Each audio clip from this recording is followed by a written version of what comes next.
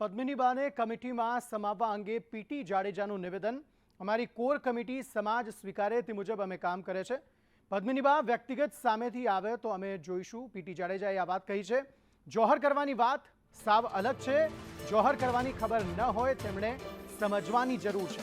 સમજ્યા વગર જોહર જાહેર ન કરવું તેવું પીટી જાડેજાએ જણાવ્યું છે। પદ્મિનીબા વાળા અમારી સાથે લાઈવ જોડાઈ ગયા છે। પદ્મિનીબા, આ જે કહેવામાં આવ્યું છે પીટી જાડેજા દ્વારા કે જોહરની ખબર ના હોય તો જોહરની જાહેરાત ન કરવી જોઈએ, આપની શું પ્રતિક્રિયા?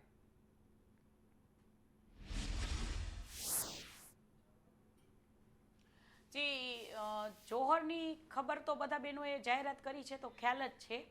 અને હવે પીટી મામા આવું કહી રહ્યા છે, બરાબર છે, તો એ વાત હું અત્યારે મારા બહેનો સાથે ડિસ્કસ કરીને પછી વાત કરીશ। પણ જે આંદોલનનું જે એક સાવ ઓલું થઈ ગયું છે એના વિશે હું કહેવા માંગીશ। જી, જે આંદોલનની દિશા કઈ તરફ જઈ રહી છે હવે? કારણ કે પીટી જાડેજા જે સંકલન સમિતિ છે એ કંઈક વાત કરી રહ્યા છે, પદ્મિનીબા વાળા જે છે તે પણ કંઈક અલગ વાત કરી રહ્યા છે।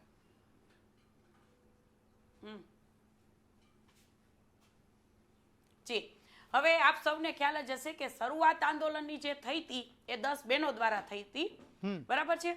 તો અમને કોઈને સંકલન સમિતિનો વિરોધ હતો નહીં, છે પણ નહીં। પણ અત્યારે છે કે સંકલન સમિતિએ પહેલેથી જ 10 બહેનોને સાઇડલાઇન કરી અને પોતે લોકોએ જે પણ કરતા હતા અમે એની સાથે એગ્રી હતા। ખાનગી મિટિંગો ગમે ત્યારે કરી લેતા હતા, બરાબર છે, કે અમને જણાવતા પણ નહોતા। તો અમારું કહેવાનું એ હતું કે લડતનો એક ભાગ અમે પણ છીએ, જે આ આંદોલન છે એ લડતનો ભાગ અમે પણ એક રહ્યા છીએ। તો અમને પણ એ મિટિંગમાં ઉપસ્થિત રાખો કે કાલ સવારે મીડિયામાં અમારે શું જવાબ દેવા। મીડિયા અમને પૂછે કે ભાઈ આ 350 ફોર્મ ભરવાનું છે તો બેન શું છે શું નથી, બરાબર, અમે કન્ફ્યુઝ થઈ જતા હતા। જ્યારે 350 ફોર્મ ભરવાની વાત આવી, તૃપ્તિબાઈ રજૂ કરી કે અમે ઇતિહાસ રચશું, ત્યારે જ મારો પોઈન્ટ હતો એ લોકોને, મેં પીટી મામાને જ કીધું હતું કે આ ખોટું થઈ રહ્યું છે। 350 ફોર્મ આપણે ભરશું તો અંદરો અંદર બહેનો અંદરો અંદર લડશે। 350 ફોર્મ આપણે ભરીને કરશું શું? તો આ તો અંદરો અંદર ઝઘડવાની વાત થઈ ગઈ। ત્યારે એ લોકો એમ કીધું કે ના ના, ફોર્મ તો અમારે ભરવાના જ છે અને એનું જ રિઝલ્ટ આવશે। મેં કીધું ઓકે, બરાબર છે। પછી હવે અત્યારે ફોર્મે કેન્સલ કરી નાખ્યા। હવે આવી ગયું કોંગ્રેસ ને ભાજપ સામે સામે। તો કાલ સવારે કોંગ્રેસની જીત થશે નહીં કે અમારા સ્વાભિમાનની બહેનોની લડત? આમાં કોંગ્રેસ ભાજપ રાજકારણ શું કામ? પદ્મિનીબા, આપને બેઠકમાં શા માટે બોલાવવામાં નથી આવતા? સંકલન સમિતિની બેઠક મળે છે, સંકલન સમિતિની બેઠક મળે છે તો આપને બોલાવવામાં કેમ નથી આવતા? તો જી, એ જ અમારો પ્રશ્ન પહેલેથી રહ્યો છે, આજથી નહીં, પહેલેથી રહ્યો છે કે લડત અમે 10 બહેનો આપી છે, બરાબર છે। પછી સંકલન સમિતિ ક્યાંથી આવ્યું? અને અત્યારે તમે ગામડે ગામડે તાલુકા વાઇસે પૂછશો, સંકલન સમિતિ એ જે 10-15 જણા છે એ લોકો જ છે, પણ કોને પદ્મિનીબાએ તમારું કામ કર્યું છે કે સંકલન સમિતિએ કામ કર્યું છે એ પણ પૂછવાનો ન્યૂઝવાળાને હું રાઈટ આપું છું।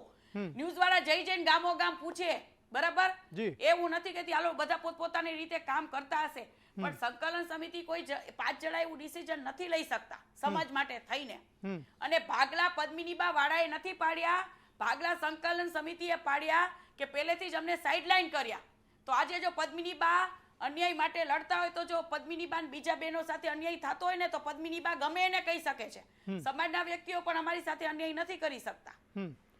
પદ્મિનીબા, થોડા દિવસો પહેલા આપે મીડિયા કર્મીઓને કહ્યું હતું કે સંકલન સમિતિ સાથે હમણાં હું છું, આગળ ના પણ હોઉં, તો હાલના સમયમાં હવે આપ સંકલન સમિતિ સાથે છો કે નથી? કારણ કે સંકલન સમિતિએ એક અલગ રણનીતિ બનાવી દીધી છે, ક્ષત્રિય સમાજનું એક આંદોલન કઈ રીતે આગળ વધશે તેની રણનીતિ સાથે। આ લડતમાં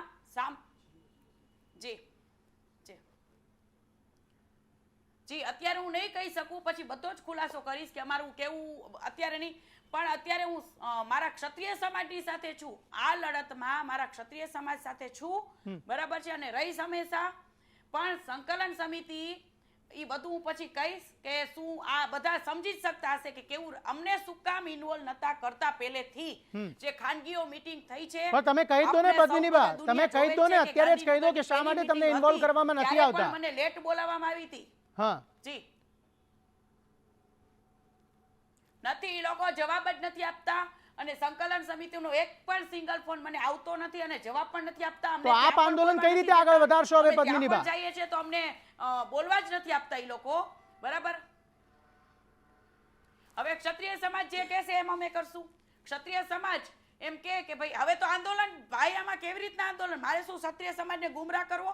હવે આંદોલન કેવી રીતના કરીએ? હવે કાયદા કાનૂન થઈ ગયા તો કડક. પદ્મિનીબા, ક્ષત્રિય સમાજ કોનું માનશે? હવે સંકલન આચારસંહિતા સમિતિનું લાગી ગઈ માનશે છે. જે કે 16 પછી તારીખ પદ્મિનીબા પહેલા વાળાનું અમે માનશે? ગુજરાત બંધ કર્યું હોત.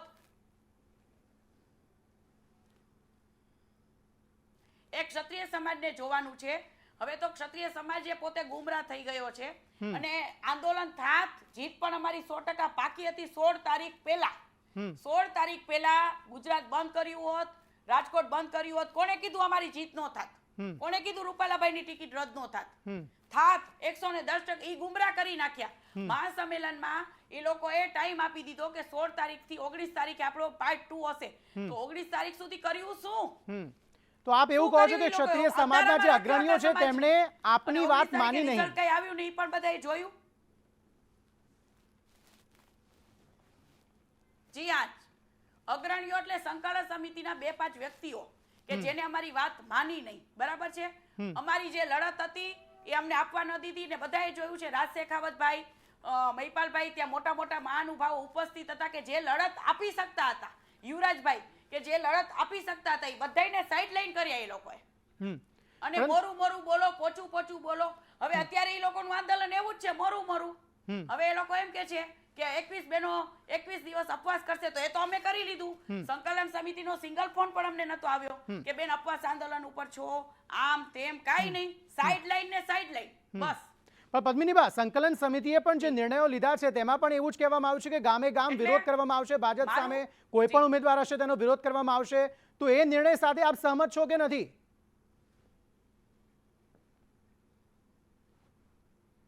તો પેલા કેમ બધા ભાજપ સાથે હતા? મારે ભાજપ કોંગ્રેસ નું કાઈ નથી. પેલા કેમ એવા નારા લગાડતા હતા કે બીજેપી તુસે બેર નહીં, રૂપાલા તેરી ખેર નહીં? બરાબર છે. હવે કોંગ્રેસ ભાજપ લઈ આવ્યા કે ભાજપ ને કોંગ્રેસ, તો અમારી જીત ક્યાં? હવે તો જીત થશે તો કોંગ્રેસની થશે ને ભાજપની થશે. અમારી જીત થઈ? અમારી જીત એમાં થશે? આમાં કોંગ્રેસનું તો કોઈ સામાજિક પ્રશ્નમાં રાજકારણ શું કામ લઈ આવ્યા? એ લોકોમાં હિંમત હતી, સંકલન સમિતિમાં હિંમત હતી અને આંદોલનમાં સંકલન સમિતિ કોઈ દિવસ બહાર આવી જ નથી. એ લોકોએ મીટિંગો જ કરી છે. આપ પણ જોઈ શકતા હશો. કેમ અમદાવાદમાં કોઈ દિવસ કઈ કરવામાં ના આવ્યું? એ જોયું કે સંકલન સમિતિના 5 લોકો પણ રોડ ઉપર ઉતર્યા. રોડ ઉપર ઉતર્યા છે, બીજા લોકો ઉતર્યા છે, બીજા લોકો હેરાન થયા છે. તાલુકા, ગામડા વાઇઝ બધા લોકો હેરાન થઈ ગયા. સંકલન સમિતિએ તો ખાલી મીડિયામાં હાઇલાઇટ થયા અને ઓર્ડર કર્યા. કર્યું શું સંકલન સમિતિએ? હું સંકલન સમિતિને કાલ પૂછવા જ ગઈ હતી પણ એ લોકોએ મને જવાબ આપ્યો જ નથી. બરાબર. કેમ કે આજે માણસ ભોઠવું પડે ને તો પાછું જાય. તો પદ્મિનીબા, ડાયરેક્ટલી ઇનડાયરેક્ટલી તો આ ફાંટા જ પડી ગયા ને સમાજમાં. સંકલન સમિતિ કઈ કહી રહ્યું છે, તમે કઈ કહી રહ્યા છો? આ ફાંટા જ પડી ગયા ને સમાજમાં.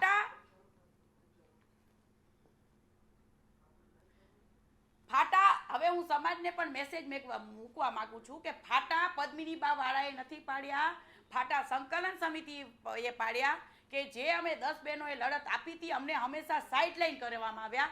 અને ગીતાબા ને પ્રજ્ઞાબા તો પહેલેથી સંકલન સમિતિ સાથે જોડાયેલા હતા, છતાં એ લોકોને મીટિંગમાં ઇન્વોલ્વ કરવામાં નથી આવ્યા. શું કામ?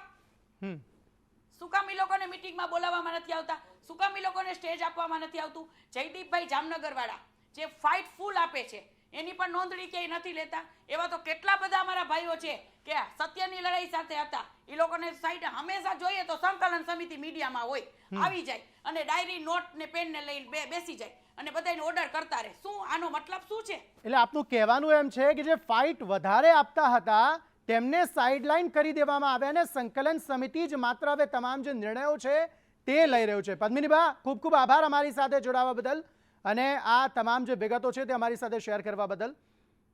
તો હવે સમાજમાં 2 ફાટા પડ્યા હોય તેવું ચોક્કસપણે લાગી રહ્યું છે. પદ્મિનીબા વાળાએ પોતાનો ગુસ્સો જે છે, પોતાની જે નારાજગી જે છે તે વ્યક્ત કરી છે સંકલન સમિતિ માટે.